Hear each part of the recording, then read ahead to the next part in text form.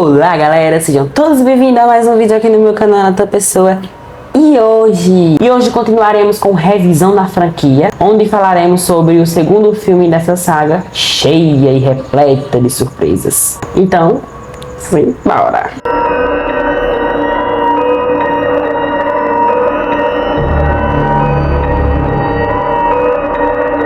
Pânico 2 já estava sendo produzido para o ano seguinte. Já sabendo como seriam suas ideias, Kevin Wilson, que como não era besta, não era nem um pouco bobo, tinha escrito 2 rascunhos de 5 páginas para talvez ideias que vinham a ser produzidas em breve. E também a Dimension Films também não era boba de jeito nenhum. E o que é que ela fez? Ela aproveitou ali que o filme estava em cartaz, o primeiro filme de Pânico que a gente falou semana passada, e estava fazendo um baita de sucesso, e confirmou também que iria estar junto com parceria com Kevin Wilson para poder produzir este novo filme. No caso, os dois estavam juntos, a empresa e Kevin. Então Kevin começou a produzir ali um novo roteiro, e novamente com a direção de Wes Craven. Quer dizer, né, ele fechou ali uma parceriazinha ali com esse diretor clássico e famosíssimo da atualidade e da classificalidade. Mas infelizmente eles tiveram alguns problemas durante todo esse projeto de Pânico 2, porque infelizmente o roteiro acabou vazando pelas interwebs e expondo ali várias coisas e vários segredos que segundo o filme iria abordar. Então eles tiveram que pegar o filme e reescrever tudo de novo. Nathan, quais são esses segredos? Vocês não conseguem segurar a curiosidade.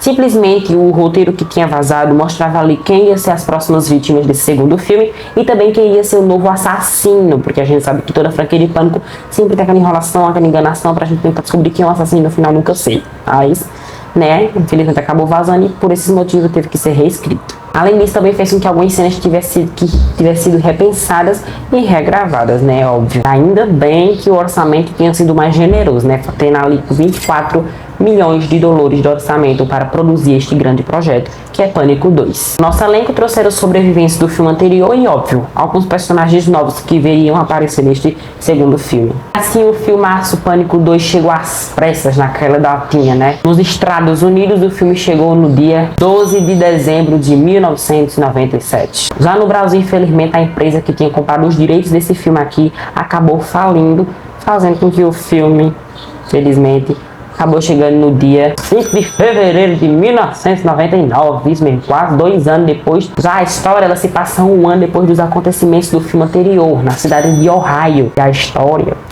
ela diz o seguinte: 2 anos após os assassinatos que marcaram sua vida, Sidney Prescott descobre que um novo criminoso está usando o traje de Ghostface.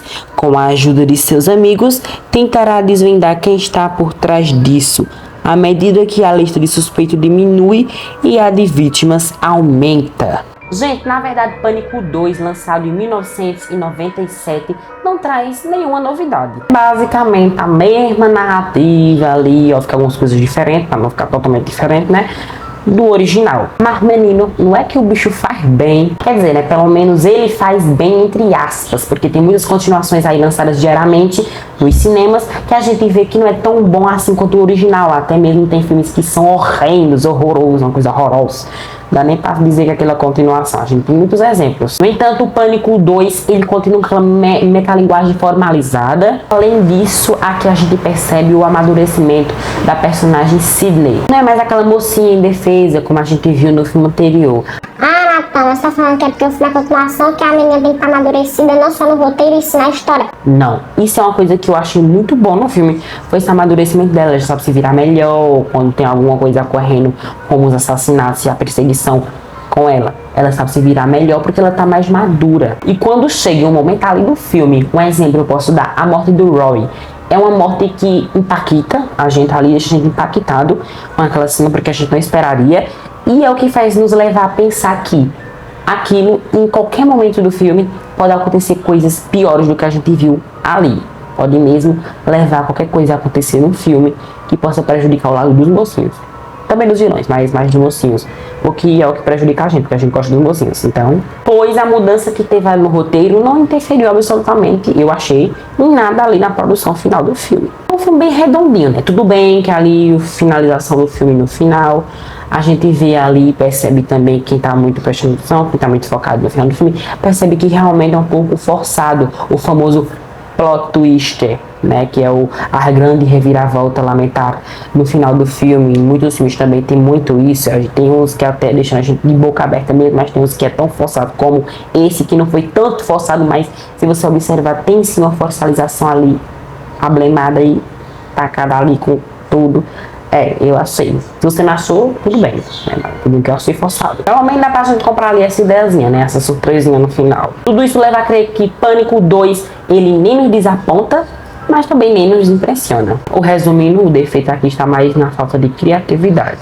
Óbvio, comparado ao primeiro filme, que ali é uma coisa muito mais horrenda, muito mais pavorosa, uma coisa muito mais que pode até levar a sério, mas que é muito melhor, que o original é muito melhor que esse filme aqui, né? Que é basicamente a cópia do antecessor, só muda que adicionou mais alguns personagens e mudou ali algumas coisinhas ali na história muito pequeninas. No final de tudo, ele mostra ali tudo o que o público naquela época e hoje em dia também queria ver. Por esse motivo, o filme foi um sucesso de bilheteria e arrecadou 1,72 milhões de dólares mundialmente. Pois é, essa franquia não é uma maquinazinha de fazer dinheiro, viu? Não faz tanto assim não, assim muito mais de 200 milhões, mas tem que fazer dinheiro. Chegou a hora da gente saber algumas curiosidadezinhas sobre a produção, projeto, diretor, roteirista e tudo mais sobre esse filme. Vamos agora então, simbora!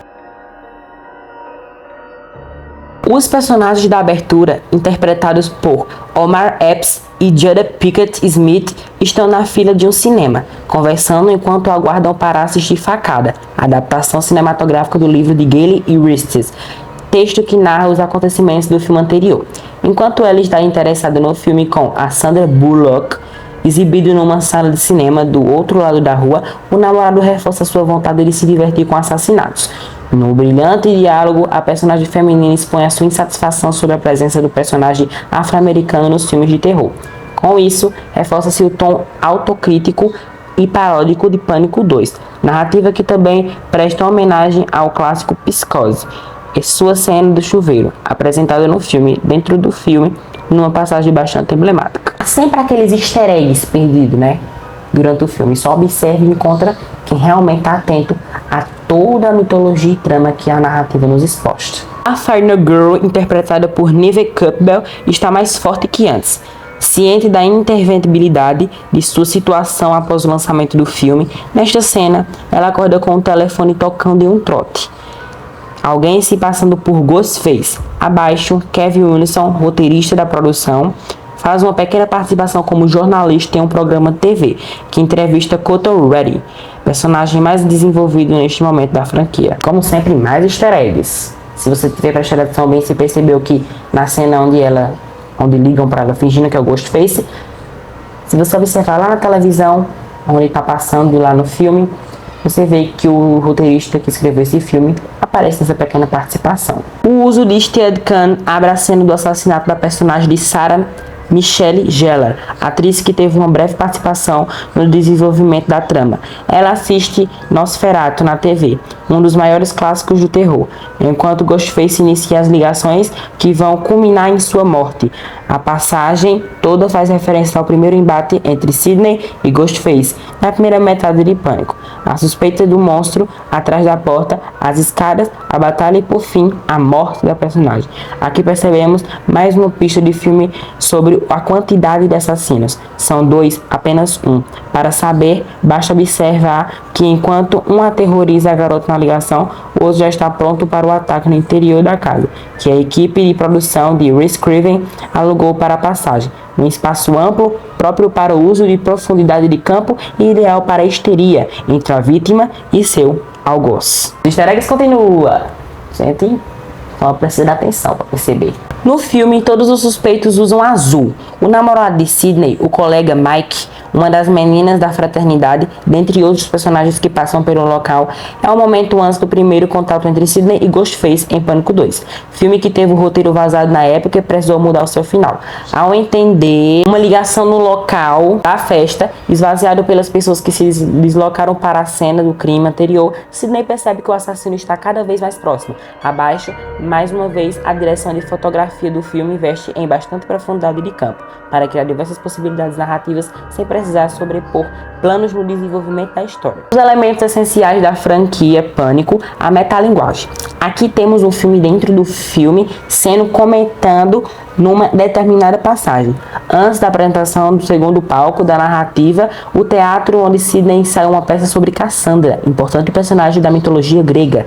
De maneira circular, o filme abre e fecha com um palco. É uma referência de Wes Craven fez aos clássicos trágicos, conteúdo dramático que nos ajuda a compreender melhor a cena da Final Girl, de Neve Campbell. Para o diretor, o horror nos acompanha desde os primórdios das civilizações. Por isso, o teatro foi um importante elemento inserido na concepção da história em Pânico 2. Para muitos pode nem ser tão mais importante como o cinema hoje em dia realmente está muito fraco aqui, principalmente no Brasil.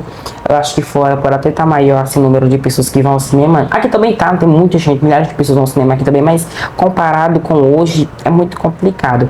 E foi uma ótima referência naquela época, até porque naquela época era muita gente no cinema, você tinha noção. Um dos melhores momentos de Pânico 2, Sidney e sua melhor amiga, interpretada por Elise O'Neill, tentam sobreviver ao ataque de Ghostface depois que um acidente ceifa a vida dos seguranças na Final Girl. As feições da força de Sidney são contratadas pelo olhar apavorado da amiga enquanto ambas tentam escapar do assassino num determinado trecho.